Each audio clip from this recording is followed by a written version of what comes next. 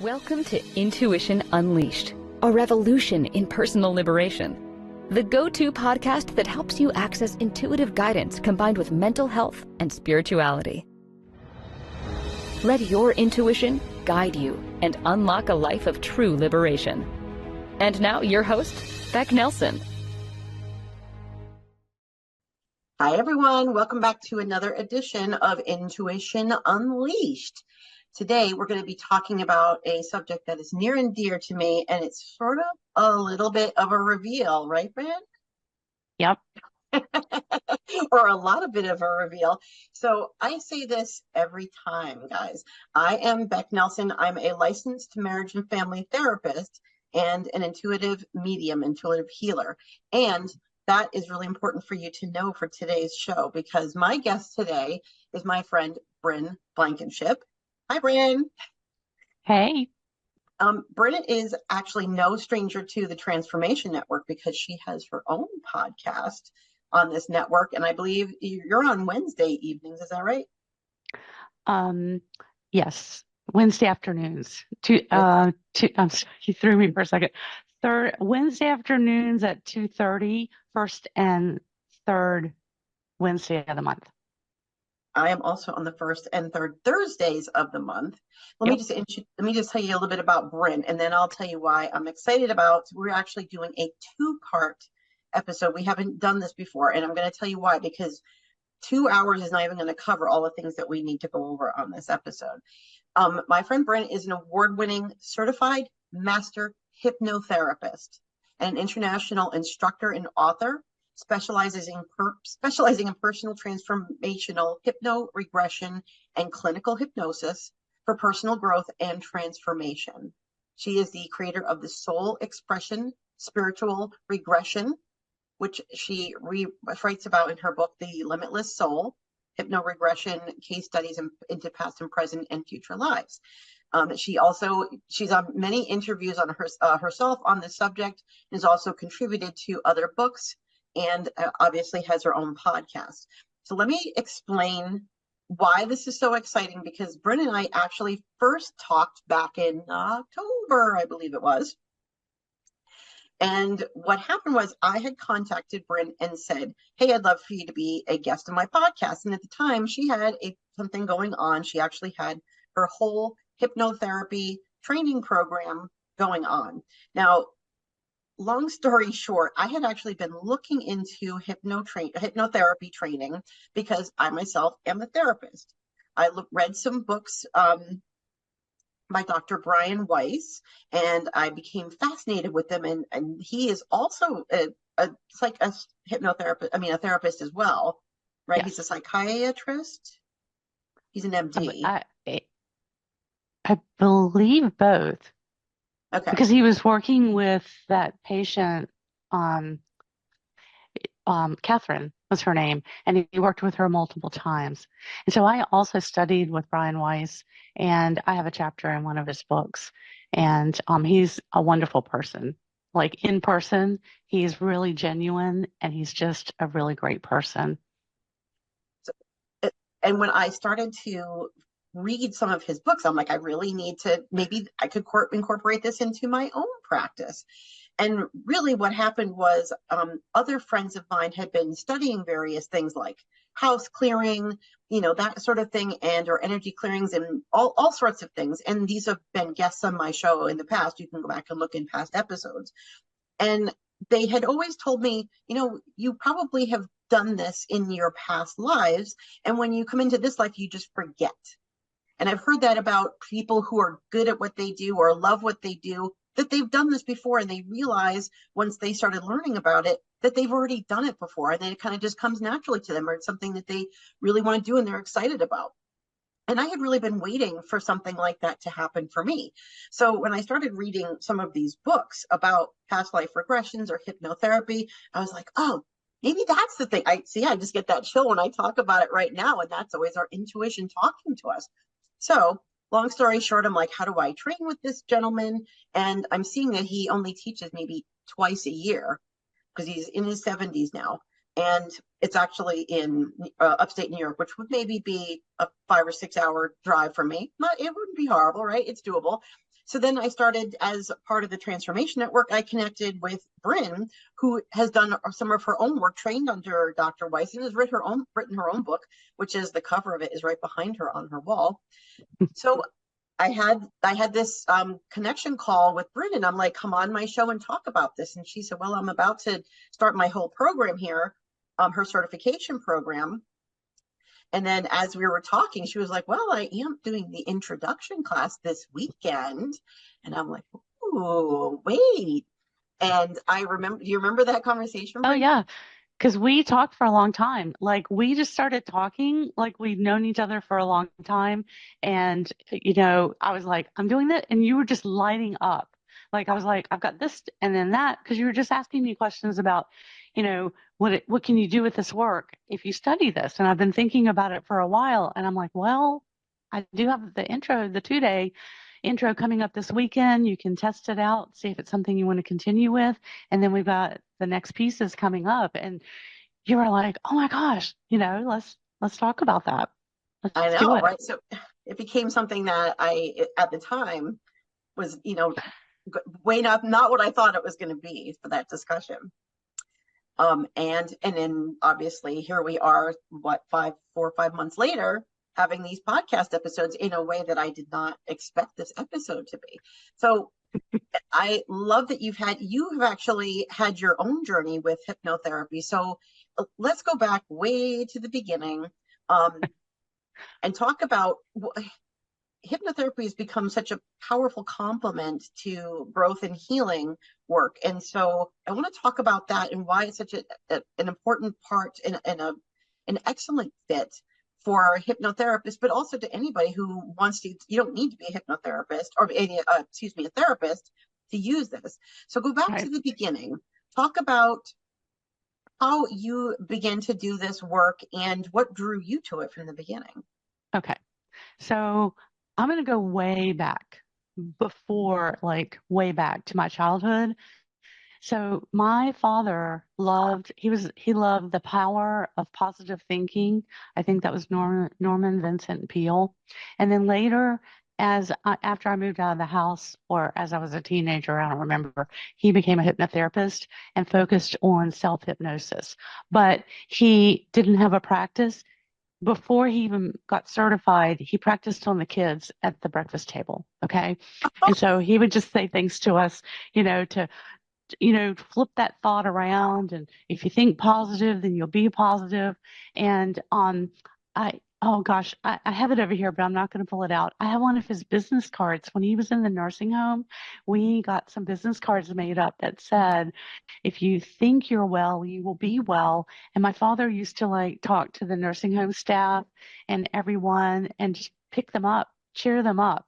And he would give them that card. And when he passed, you wouldn't believe how many people came up to me and said, your father made my day. I put that little card, a little green card on my clipboard just to keep me in a positive frame of mind. But I used things like this. I had a health scare when I was young, in my 20s, and I used hypnosis to reverse it. Mind over matter, don't focus on the problem, focus on the solution. And, when I went back to the doctor, it was gone. So that intrigued me, but I went in another direction. So I was a legal assistant and doing that work, but I'm reading those books too about you can be who you came here to be. And I'm like, I don't think I came here to be a legal assistant. I think I came here to be an actress. I know I came here to be an actress. So I started studying that. And, I kept my day job and I would study that. And then at some point, I needed to make the change from, I needed to make myself more available. So I put myself out there and I got an agent and started auditioning up and down the East Coast. And I was having success.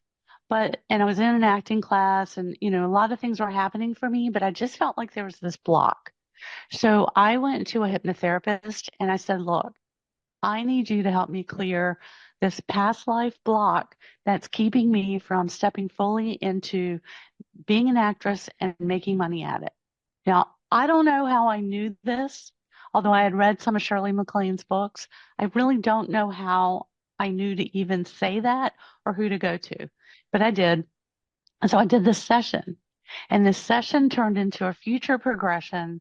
And I went to a past life where I was a singer, like opera singer throughout Europe, well known. My current husband was my husband then. He was a statesman. We were very affluent, very connected, great life. But you're still singing for your supper. He allowed me to have a career, which was really great. And so, because women didn't have those options back then. And so, then it went into a future progression, and I saw myself standing in a field of prairie grass, walking through an orchard, having my pick of acting gigs. And then the guides came in and said, "Look, you're going to go out for one thing, and you're going to come back with another." I'm like, "What?" So I thought I was going to New York. Right after that session, my friend who had moved out to LA called me. She said, "Bryn, you need to come out here. You can stay with me for 3 weeks. You can sleep on my sofa, but I have a roommate. But you need to come out here. You can do a lot of work out here. I think you would have some success." And I'm like, No, but I was going to New York and I don't know how that's going to work."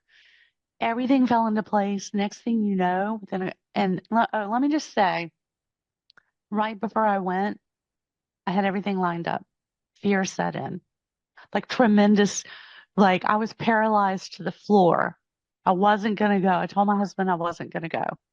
So he comes home from work. He was a massage therapist, and he sits me down. He goes, "Look, I want to talk to you. If you don't do this, I'm leaving you." I said, "What?" Like most husbands would say, "Don't go be an actress." He's like, "If you don't do this and see what is possible, you're going to resent it, and I don't want to be with you. You're going to hate it. And then I'm not going to stick around for that." So I'm like, and then he goes, "Oh, I have to go back to work. I have a client." I'm like, "Okay." So I packed up the car next morning, left with my headshots, my suitcase full of clothes. That was it. So I drove out there, and he goes, "And I'm not going with you. You got to do this by yourself." So I drove cross country, met my friend in LA. I stopped in Nashville on the way. This is how synchronicity works. Stopped in Nashville on the way to see one of my former classmates who is a singer-songwriter in Nashville. She's written some great songs. And she gave me the name of a couple of contacts out in LA and a school. So I get to where I'm staying, which is right down the street from the school that that I end up going to. They just happen to have a session starting in 2 or 3 more weeks, but that didn't happen quickly. I get there, I'm trying to figure out what to do. I'm having these psychic downloads, like, those intuitive moments, and I'm trying to get the lay of the land. My 3 weeks are up. I'm like, I have a couple more days. I don't know what I'm going to do. I guess this is it. And my friend comes home and she says, "Look, the roommate just got a job offer in New York. If you will take her room, everything, furniture, everything, she can take the job. If you say no, then she can't take it because she's obligated to the lease." So I said, and it was something like $400 a month in Brentwood, California, rent control. I was like, and it was right down the street from I didn't know this yet, but it was right down the street from that school. So I said yes. Then I found out about the school. Everything fell into place. And so someone saw me in acting class because I had done a lot of training before I went out there, right? And so I know I'm giving you the long-winded version, No, no. but it all ties in. Yeah. So someone saw me in class, told their agent, she called me in, signed me on the spot. I'm auditioning now 3 times a day, sometimes 4 times a day, every weekday. Where before it would be 1 or 2 times a month, and I'd have to drive all over. I'm getting called in, I'm booking jobs, and I got known to where I did a lot of commercial work, especially a little bit of film, a little bit of TV, but they called me in by name. So I was like, "Oh my gosh, like they actually know my name." And I realized I do the quirky roles. So they were trying to homogenize me out here on the East Coast because they wanted me to be corporate and serious or whatever they were calling me in for. And when you try to squeeze me in that box, my quirkiness comes out. Okay. And then, but out there, it was great. So I'm standing on set. I'm doing a Chevy OnStar commercial, black and white. I'm playing the aunt. Today we're filming the black and white day, and then tomorrow we're going to film the color day. And I've finished my spot, so I'm there at my trailer up on the hill with my star, and it's got my name on it. And I'm like, oh, this is so cool. And I step out of the trailer in my Birkenstock sandals into prairie grass down the hill. There's the scene, there's the tree. The guy that was standing there said, you better watch out with those sandals. There could be snakes. And I looked down, I looked up, had a deja vu moment back to the session a year before. Ooh. So I'm standing in the scene that I had seen in the vision, that of all the things I didn't know was going to happen yet, that almost didn't happen because I almost said no out of fear. I mean, the closer it got, the more the fear came in. And I realized so many things about myself, just taking that journey. So I stayed and I was out there a couple of years, and my husband would come out and I would come home. But I realized I wanted to study hypnosis. I wanted to do for others what I did for myself. And there was a writer strike, there was an actor strike. So I took training and then came home, and I made my husband fly out and drive back with me. I'm like, you're going to see this country. And so we did. And we're driving cross country.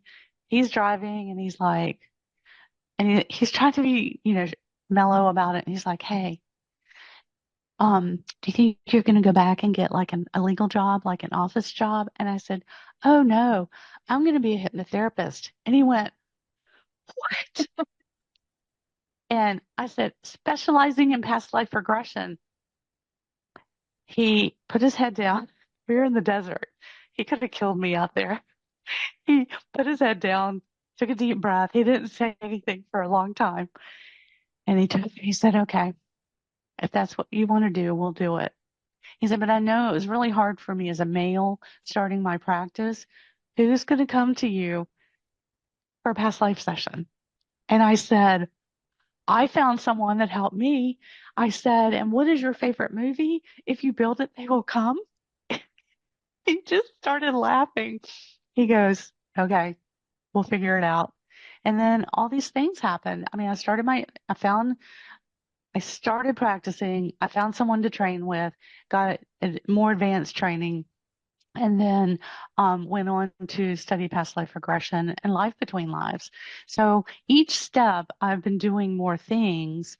I didn't, as it was time for me to move into that next stage from practitioner to teacher and, and international. I mean, I went pretty quickly though into teaching internationally with Michael Newton and the Newton Institute. And I helped him set up those protocols and the trainings, and have since, I did that for 20 years, and then have since moved on to the work that I'm doing now. And simultaneously starting the Hypnoregression Institute, which is my institute, and teaching certification in clinical and past lives before you get to life between lives, which Michael Newton, Roger Wolger, Brian Weiss, they were doing that more advanced type of past life regression. So, yeah. And of course, I have taken your sort of all the levels of your certification course. And so I've heard a bunch of your story, although I think I still have assessor left, right? Yep. That what we're going to be talking about today in this session is that things that you do that are about your present life, Yes. which is hypnotherapy. And then in part 2, which is going to be in 2 weeks on March 19th, we're going to talk about life between lives and past life regression. So today, let's talk about hypnotherapy and what is it? What is it not? The myths. Exactly. And let me just say, because you touched on something really important. When I'm teaching my students, yes, we go into past lives if we're doing that type of a session, or we go into childhood memories, right? But it's how is that going to help me now? How is that going to help me with whatever issue is coming up right now? So what we're doing with hypnosis is not like what you've seen on TV. Okay. TV loves to dramatize it, and we're not doing stage hypnosis. That's a whole separate field that is separate from what we're doing here.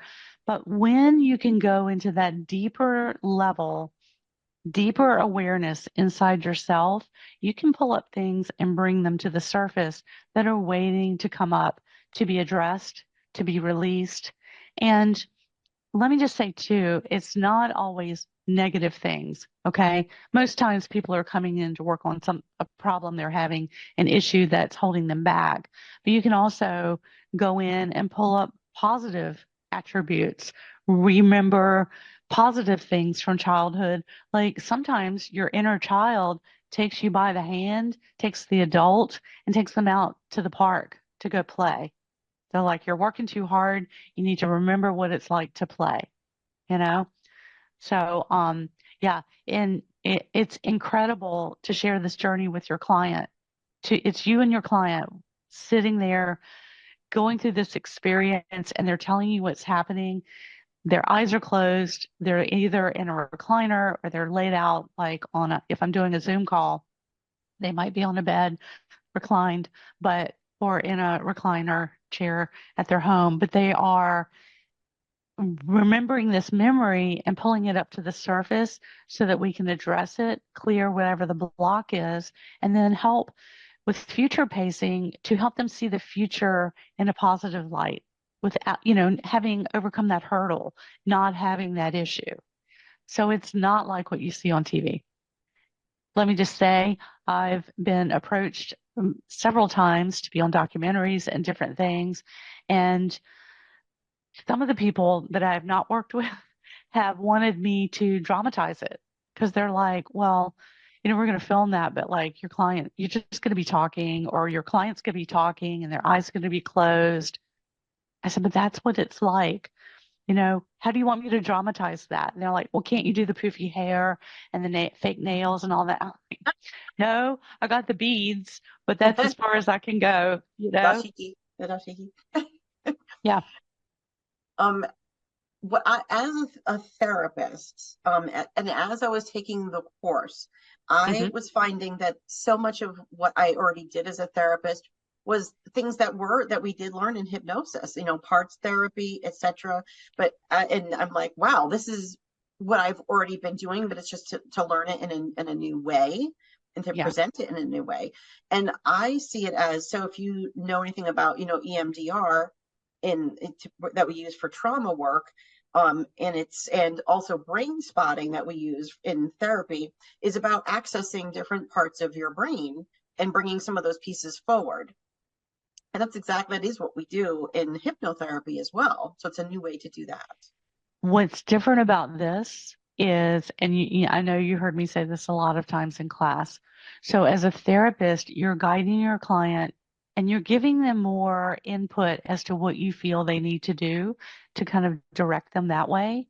And as hypnotherapists, we're not here to tell our client what to do, but in that deeper state, the client already knows. So with transpersonal hypnotherapy, which this is the foundation of this work that I teach, you are guiding that client into a deeper state of awareness where not only did they create their issue, they know why they created it, what's causing it, and how to change it. So I could guess, and I might be right, and I might be wrong, but that's putting the responsibility on me. With hypnosis, the client coming up with their own solutions is putting the responsibility on them, but it also empowers them, right? How great does that feel to know that, I did this session, I went into this deeper state, I figured out why I have a fear of flying, and I dealt with it. And now when I fly, I feel wonderful. In fact, every time I fly, I feel a sense of freedom that I didn't used to have because I was so fearful, right? It's amazing. It truly is. And I could guess, based on what they're telling me in pre-talk, I could guess what I think might be the cause. And I'm intuitive in that state. I'm tuned in to the client. I get little hits here and there, but that just lets me know that I'm on the right track to help guide that client. And then that lets me help them find it within themselves, to dig deep, to really pull that up to the surface. So there's a big difference between therapy. I just want to say that because therapy is a licensed profession and we are a certified training program, a certification profession. And we're working more at stress relief, behavior modification, changing habits. We're coming from that approach. But I will say that a lot of things that we do in some of the healing arts have made their way into the licensed professions and become like, part of that. And what else would I was going to add something to that. Oh, I have a lot of students from varied backgrounds. So a lot of my students, the majority are not licensed therapists, but I have many licensed therapists that have taken the program. I've got some holistic MDs, yoga therapists, other, healing arts practitioners, energy workers, people that want to enhance their skill set and add this training to it. And then some people that have none of that background. So they're relieved to find out that you don't have to have, a 5 or 6 year licensure program to get certified in hypnosis, but it is it's a 220-hour program. So we cover that foundation of everything that you need to get you started. I know all about those 220 hours. So, in about 2 minutes, we're going to be going to a break because believe it already or not already, we're halfway through. But I want to talk about, I want to talk about when we come back, why traditional willpower often fails, but this subconscious work becomes so powerful in helping people and pretty quickly within 1 or 2 sessions sometimes, that I've been seeing even with the smoking cessation, that it's miraculous. And what's the difference here? What are people missing? And why is it that this is the way to tap into that? And there's people that they sort of know better, and yet they keep repeating the same pattern. So how does getting into your subconscious during hypnotherapy sessions, what does that change? How does that support lasting change rather than sort of this temporary thing? And, why is this actually so much more powerful? So I want to talk about that when we come back so we can talk about real practical uses and who hypnotherapy really is for when we come back from the break.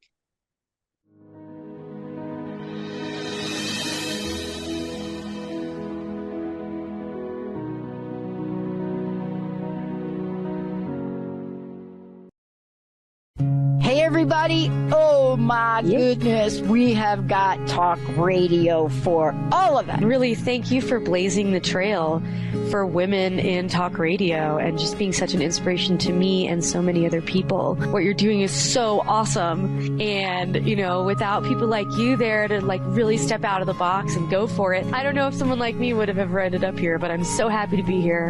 And I just want to thank you for everything you're doing. You're one of my major inspirations. Rethinking your purpose in life? Become a certified hypnotherapist and regressionist today. Bryn Blankinship is a renowned certified master hypnotherapist, international instructor, and author. In addition to her own show, Afterlife Teacher, Soul Lessons Bringing You Full Circle, Bryn is a popular radio show guest who speaks about her soul expression spiritual regression, her transformative method for finding and following your soul's guidance. For more information on her hypnoregression and afterlife regression certification programs, visit brynblankinship.com. Are you ready to break free from self-sabotaging patterns and reclaim your power? I'm Becc Nelson, licensed therapist, spiritual mentor, and psychic medium, helping individuals achieve true personal liberation through my Beccology framework. This step-by-step system shifts your mindset, strengthens your intuition, and empowers lasting change. Work with me through single sessions, 90-day or 6-month programs, or explore my courses, books, and coaching. Visit becknelson.com to get started.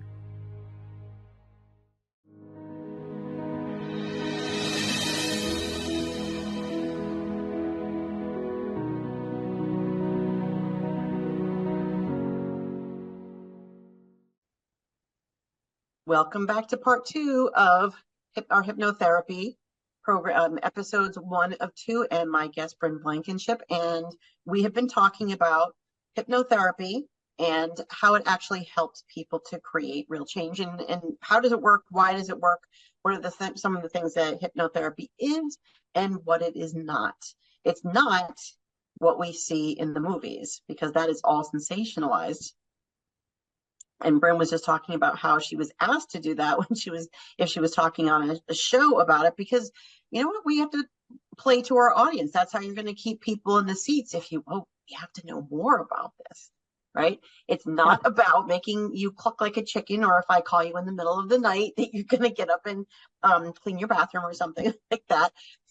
So let's talk about how hypnotherapy actually makes lasting change. Why does willpower often fail, Bryn? But the work we do with the subconscious works is so much more successful. Okay. So willpower, all right. So I don't know, somewhere back in time in the 1900s, mid 1900s, this whole thing about willpower, you can do it if you just have willpower. In fact, it was kind of in the hypnosis field and the field of psychology and positive thinking that if you just have the willpower, you can make it happen. Well, sometimes it's like having your shoelaces tied together and trying to walk. Like you keep tripping up over yourself because you need to untie the shoelaces to move forward. You have the willpower to move forward, but you have to untie what's blocking you, right? So you can listen to a recording or say an affirmation every day for a month, right? Give yourself 30 days to repeat that affirmation and change your life. And these things do work because the repetition sinks down into the brain.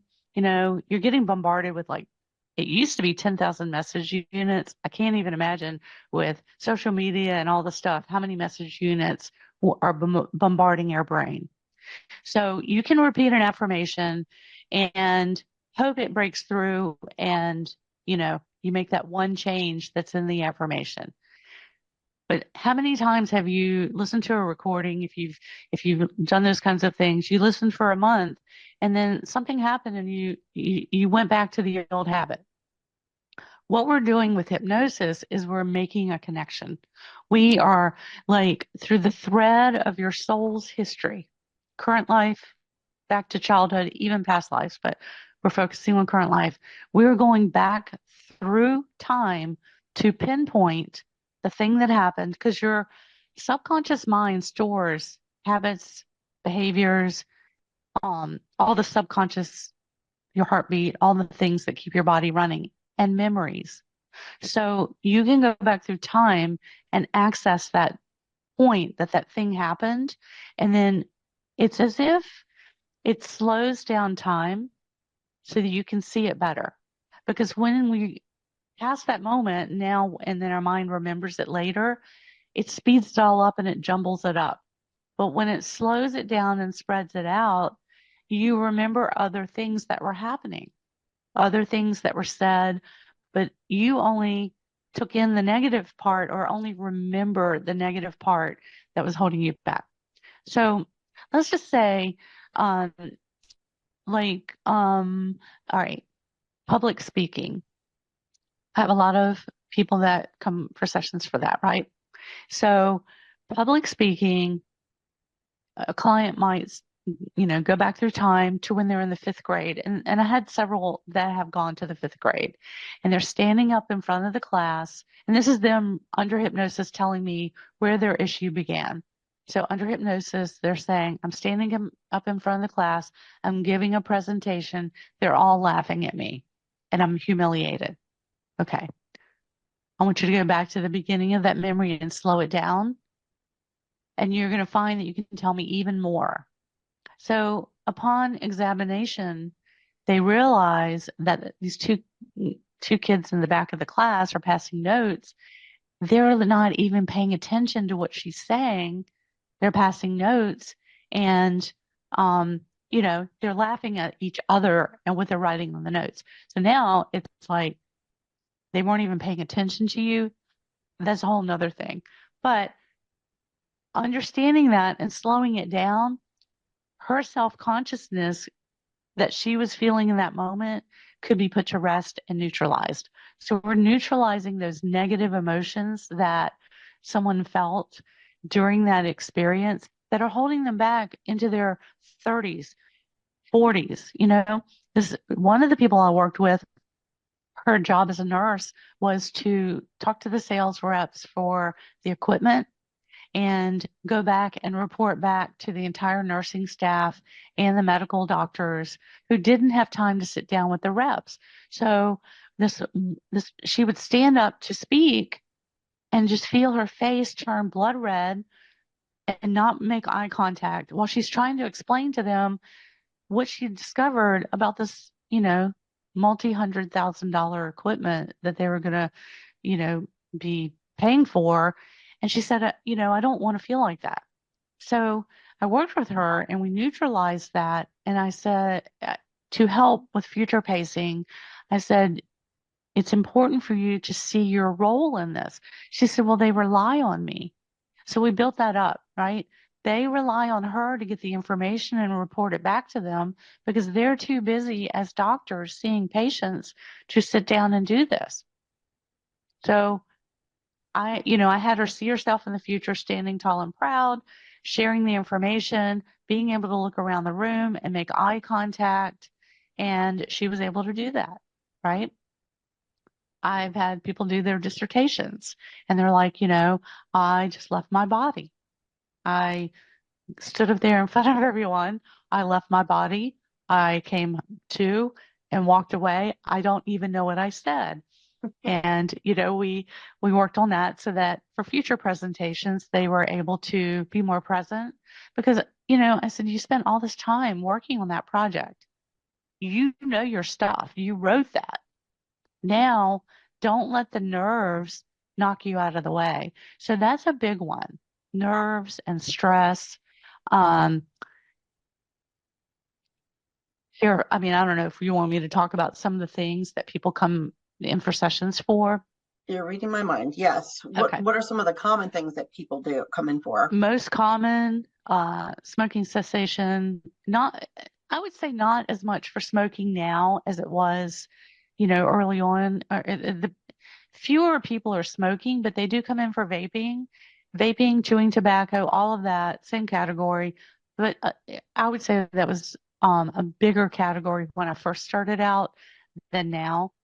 And my students still do those type of sessions, but more so weight release, sports performance, fears and phobias, sleeping better and de-stressing, like being a stress management, de-stressor, because people carry so much stress, but they don't know how to release it. Clients say that when they're in the chair, that's the most relaxed they ever felt. I can take them into hypnosis and bring them out and do no therapy, and they would be much more relaxed just having gone there. So we're also retraining them of how to relax because this is something that they do. You go to sleep every night, you're passing through the hypnotic field to go deeper. And when you're waking up in the morning, you're passing through it as you're emerging. So helping them to sleep through the night. I had one student, she mentioned to me that she had restless leg syndrome. And so I made a note. And then when I needed a demo, I said, okay, I'm going to ask you if you'd like to be the demo for that. She said, sure. So we took her back to where it started. And she said, I'm running away. Like my legs feel like they have to run away. I have so much happening, so much, and not bad things, but just a lot happening. So we worked with it and we talked to her legs and we took the energy out of her legs that made it want to run. And we helped ground her and feel more, secure. And she went home and she's like, Bryn, you're not going to believe it. I didn't have restless legs that night or any other night. And my husband, he couldn't believe it either. And I'm like, just another day at the office. I love it. what I remember specifically about the train, one of the things I remember about the training, lots of things, was that you don't call things that people are diagnosed with. You don't use that term. You'll use Exactly. the So we are condition. not medical practitioners. So I teach my students from the beginning to not use medical terminology. Let that be for the doctors and the psychiatrists and the psychologists and, that.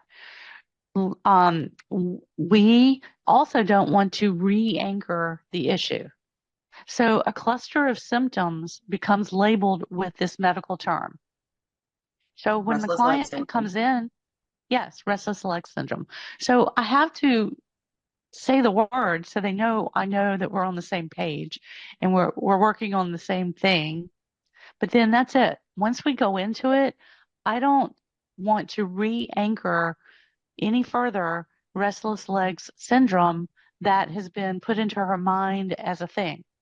And so once we start shifting around some of the symptoms with behavior modification and taking the energy and the stress out of there, kind of extracting it, so to speak, it becomes a whole nother medical term anyway, because it's not the same cluster of symptoms. But I don't worry about that. I don't worry about the medical thing. I just know this cluster of symptoms came together to give this client this issue, even if it's not a medical term, right? But whatever it is, that cluster of symptoms is going to shift now because we've changed them. So if we're talking weight release, it's weight release, not we release because we can let it go instead of loss. If we lose it, we might find it again. It's kind of an old hypnosis play on words, but I think there's some validity to that. And so if someone says, Bryn, I feel like, and I'm listening to in pre-talk to the things the client's saying, and they might say for weight release, I feel like if I look at food, I gain weight. Well, let me make a note of that. You're telling yourself that every time I look at food, I gain weight. You are telling your body to gain weight each time you look at food. So we want to reframe that, flip that around so that you're not thinking that way. A person that's not carrying extra weight doesn't think that way. A person that doesn't carry the extra weight eats the appropriate portion of the appropriate food for their body, and then they don't think about it anymore. They move on. If they have a cookie, they have a cookie and they move on. The person who's worried about their weight has a bite of cookie and still talking about it 2 weeks later when they come in for a session to talk with me about the cookie they had last month. Like you're telling your body these negative things and your body believes it. And so as you're not holding that in your energy field, it's shifting your behavior, it's shifting habits, and you start to look for other ways to be more positive and think in positive ways. What other things can I release that no longer serve me besides the weight and the worry? You remind me of that, the book that we're required to read for the certification, The Power of the Subconscious Mind. Yes. Joseph Murphy. It's fascinating because it actually takes quotes from the Bible and says how these are actually talking about the way that we talk to each other, and our subconscious mind believes whatever we tell it, good or bad. Yes. And so why not feed it good thoughts? Why not feed your mind with prosperous thoughts? Why take on a challenge to do something, to release weight or start a new job or find, the right partner, or something that you want, like the triathlon. We just had the triathlon here. Why take on that challenge expecting to fail? Right? That you're just like moving forward with a bag of rocks and a sack over your shoulder. Let go of the bag of rocks so you can move forward. So I worked with someone who was doing this was many years ago, and they were doing the triathlon, and they were concerned because they were older than the 20-year-olds. I'm not going to say how old, but he was older, and he was, in his mind, he's comparing himself to the 20-year-olds. And he, triathlon, what is it, biking, swimming, and running. So he's like, swimming is my worst category. That's at the bottom of what I'm good at. So we got into hypnosis. We got in there and we found out that he felt like his coach walking next to him was just like yelling at him while he's swimming in the water, and he's swimming at the beach. So, walking along the beach, swimming at him, yelling at him. So I said, you're going to swim through the water like a dolphin, and the words that your coach is saying are just going to sink right in. You're going to understand them, and you're just going to glide along like a dolphin. And I did some other things with the cycling, I think, was his top category, and then the jogging. So I only saw him the one time, a referral from a friend who said, hey, she might be able to help you. So I get this call, and he's like, you're not going to believe it. I won. I won my category. I won against the whole class and my individual. I beat out the 20-year-olds. Oh, because I said, what you have that the 20-year-olds don't have is experience.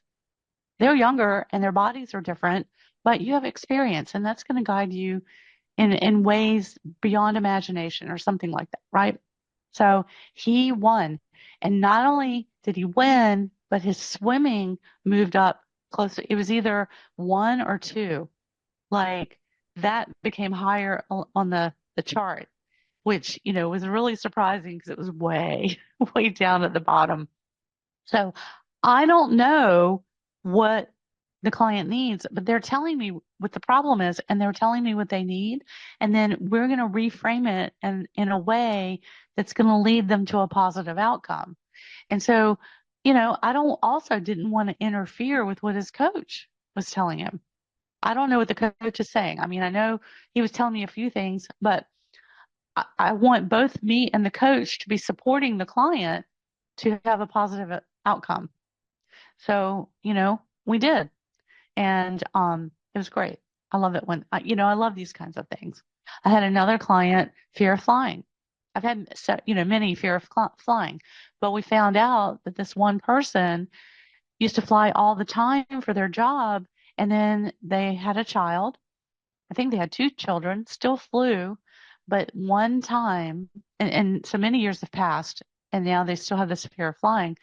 One time, the child was sick with a cold or something like that, but they still had to go on business and felt terrible leaving their sick child at home. And ever since then, couldn't fly. A lot of times would have to drive, plan to leave the day before for business meetings that they could have easily flown to in 45 minutes. So we cleared that, So it's fascinating. And I need to just clarify too, I'm not doing the individual clinical sessions anymore, but my students are. So I refer out to the students, but these are from my personal experiences with clients. And this is what I teach in the class, for any kind of an issue that someone's dealing with. And smoking cessation often brings up other stuff. Weight release often brings up other stuff that are kind of underlying the bigger issue. Smoking cessation, vaping, usually out of habit and a way to de-stress. It's really not de-stressing the body, but we've told ourselves that it is. And so, breaking that pattern, you can change that, and you could walk out as a non-smoker. And then usually we do a reinforcement just to let you go home and be in your environment and come back in and notice that you didn't smoke. And if you did have an urge, what was happening at the moment that made you feel that way, so we could go ahead and clear that out. So the thing that differs between traditional therapy and hypnotherapy is that once you get into those deeper realms, you're able to recall or connect with the first time this happened and the emotional charge that was involved with it, and to clear it in a way that you wouldn't necessarily be able to recall in that way during traditional therapy. Right. Because in your mind, like if you were my therapist, Beck, and you're asking me a question, about an issue, I might tell you it started when I was 15.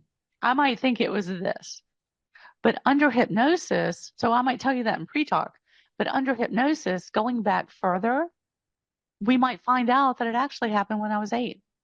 The first time that I started feeling that way, and then it compounded with each time and kind of became an issue at the age of 15, right? That happens with our clients too. I mean, in pre-talk, they think the issue started at one point. It's just under hypnosis, we can go further. And I did experience that, with the clients that I've been working with. I told you about the one that I worked with who did smoking cessation. And it did tell me during pre-talk that he thought it was when he was, with his group of his friends when he was in a party in high school and he wanted to look cool and they were passing around a cigarette. But during hypnosis, he actually talked about his grandfather when he was 8, had smoked camels. And he tried it when he was staying at his grandfather's house. One time he picked it up out of the ashtray and tried one. And he wouldn't have remembered that. Exactly. And also it has you said grandpa, so it has the memory of grandpa attached to it. Like, why do I do this thing when I tell my mind says this is not good for me? It's because emotionally we've attached something to it. Like, this is something that's good for me. This is the way I relax. In this case, this reminds me of grandpa. Makes me feel closer to him. Mm-hmm. And so that's a way to break that habit, change the habit. You can still be close to your grandpa, but you don't have to do the thing that's not good for your body or that you've outgrown. Or, if you had a snack when you came home from school every day after school because your mom had a snack for you, that's great.